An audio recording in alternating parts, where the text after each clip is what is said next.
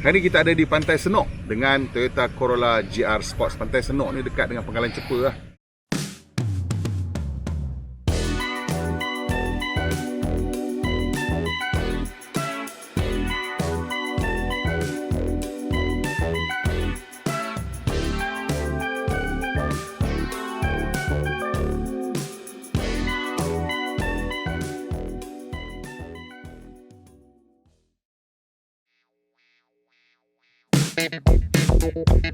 Tempat ni cantik, dia ada satu tempat di mana banyak pokok pine lah. So you ambil gambar dalam tu, camping semua sangat cantik. Dengan kat belakang sini kalau you nampak, tu ada rumah api Pantai Senok.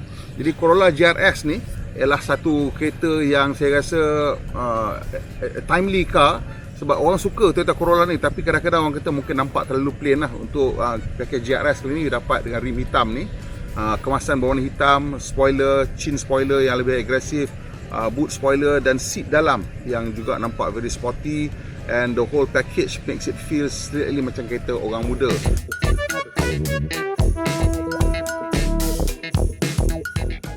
Hari ni kita dekat Pasar Terapung, Pengkalan Datu, tapi sayangnya hari ni tak ada apa sangat. Ada abang takoyaki je seorang dengan sampan dia. Tapi kalau nak beli perfume ke, tudung dan beberapa jenis makanan tradisional ada. Saya rasa masih di sekolah kot ramai. Saya pernah tengok depan ni ramai.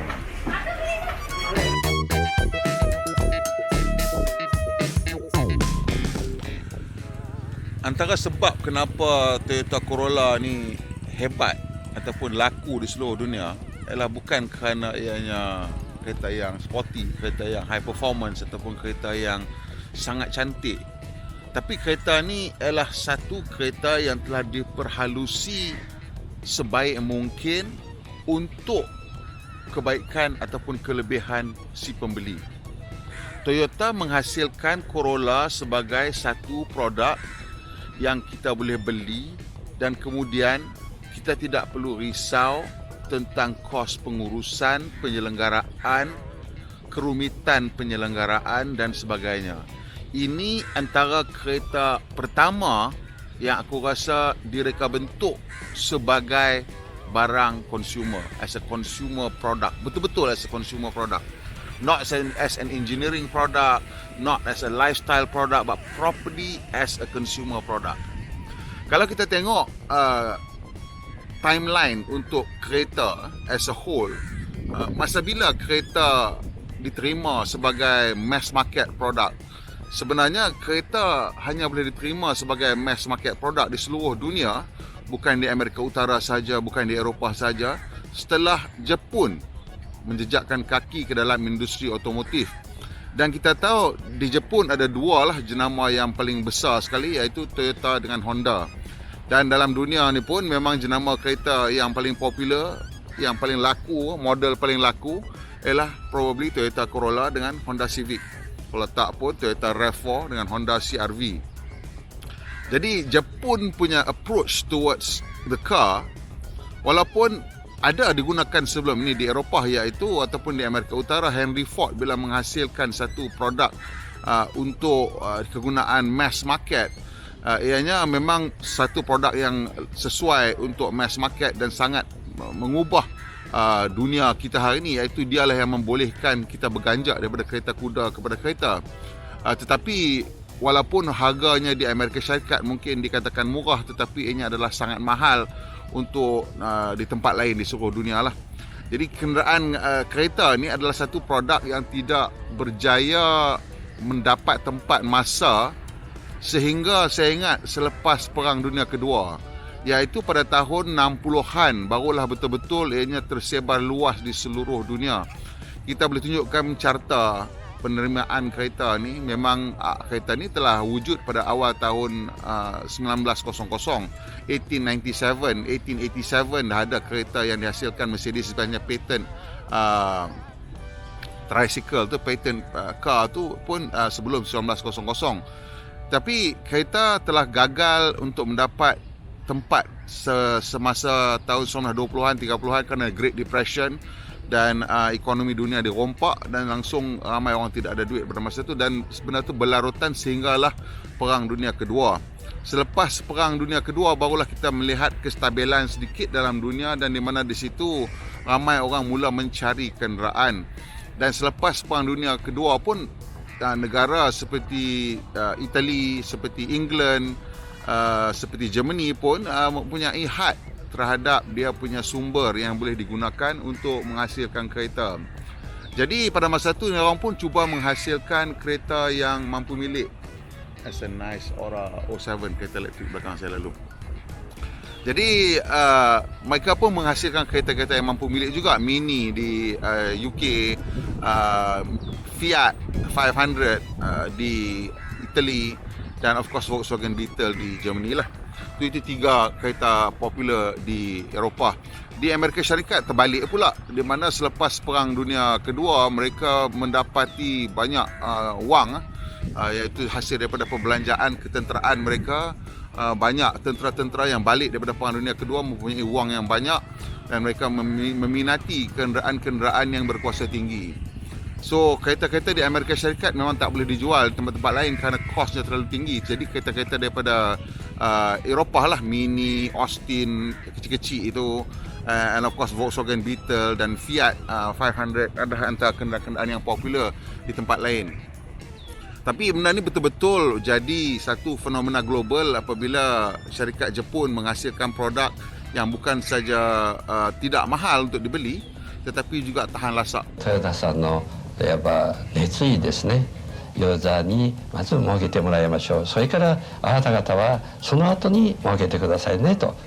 あなた方はユーザーを設けてからでないと設けちゃいけませんよという意味のことですね。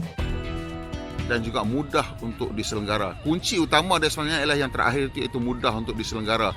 Maksudnya mudah diselenggara ni dari segi kos bahan alat ganti mudah didapati, kenderaan mudah nak diperbaiki ataupun mudah nak dibaiki jika ada masalah. Dan ini yang membolehkan kita yakin dengan jenama Toyota, jenama Honda.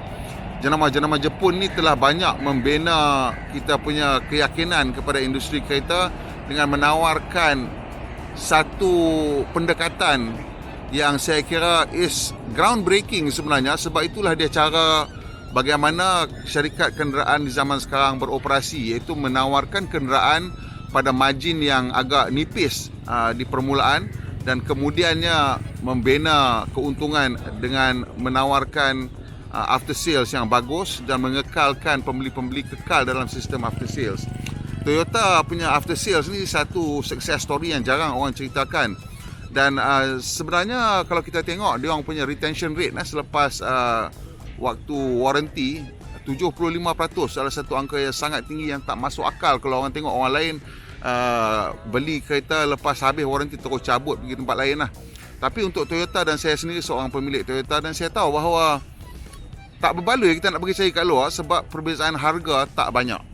Sikit sangat perbezaan harga dia. So, banyakkan orang sampai kereta umur 10 tahun, 12 tahun masih lagi pergi ke Toyota untuk dia punya after sales. グローバルベストセラーカーの背景にはカローラの開発思想が継承された結果だと思います。80点主義プラスアルファの思想、世界中の人々の福祉と幸福のためのカローラをという初代チーフエンジニアの長谷川達夫さんの言葉を忠実に守り開発を進めた結果だと思います。Yang aku melalut jauh sangat pasal after sales, pasal Toyota ni, walaupun belakang aku ni lah Toyota Corolla GR Sports ni lah, kerana GR Sports ni is the ultimate embodiment of what Toyota is, sebab Corolla is what built Toyota. Inilah dia kereta yang membina Toyota menjadi gergasi sekarang. Dan bila kita masuk dalam kereta ni, walaupun nama dia GR Sports dan dia dah bikin suspension sikit nak bagi dia sedap bawa, bagi bumper baru yang sporty, bagi seat bucket seat, apa nama sport seats, dan all the usual lah, dia punya embossing of the GR logo dan sebagainya. Kereta ni tetap satu kereta yang selesa dan tetap mempunyai ride quality yang bagus, very supple suspension, good ride quality, NVH yang memang saya rasa impress sangat dengan kereta ni. And secara keseluruhannya cukup selesa. Even dia punya sport seats tu kalau kita duduk is really nice and supportive and soft. Untuk long distance, hari tu saya pergi ke Kelantan dan Terengganu over the weekend banyaklah travel over 1200 kilometers tak rasa penat mandu kereta ni. Memang tak rasa penat sebab kursinya sangat supportive. That is something yang mungkin kita kata, kursi yang jadi cerita. Dah kursi tu is a very important feature of the car. Lepas tu dia punya adaptive cruise control bagus, dia tak menggelabah cepat dan kereta ni rasa tenang under all circumstances. で実は10代目のカローラを出してからいろいろなお客様のところに行って話を聞かせていただきましたが、良い車になったけどもワクワクドキドキが足りないというふうに言われました。で今回11代目を作るにあたり、特にデザインの部分、あるいは走りのアジリティの部分、こういったところにカローラのプラスアルファを付与して開発を進めてまいりました。 And that is something yang kadang-kadang kita take for granted. Because what Toyota has done is so spectacularly good in creating products that we can take for granted. You just buy a Toyota, you take it for granted. That it will not break down, that it will be easy to maintain. We do take it for granted. And that is why kalau dekat pasaran terpakai, kalau you nak beli Toyota, that's a no-brainer. You nak beli Honda, it's a no-brainer. These Japanese companies, they have done such a good service that we forget how good they are. Okay, sampai saja video saya kali ini tentang Toyota Corolla GR Sports. Kereta ni sama aja dengan biasanya, enjin sama, suspension ubah sikit, dalam seat biasa, harga bila 13,000. Berbaloi ke tak berbaloi? I think so, because it's a improved car, it's a much improved car, and I think you will like the additional coolness of the car. Memang kereta ni nampak garang. Warna putih ni dengan rim hitam tu, bangun pagi saya tengok dekat matahari kan, wah, boleh tahan juga cantik Corolla ni . And that's because kita saya jarang tengok Corolla ni sebagai satu kereta yang mempunyai kecantikan. Okey, tolong saya sikit tekan butang like, kongsi dan kawan-kawan, dan macam biasa tekan butang subscribe dan butang loceng. Manusia Malaysia Pandai Berhemah. Kita jumpa lagi insya-Allah.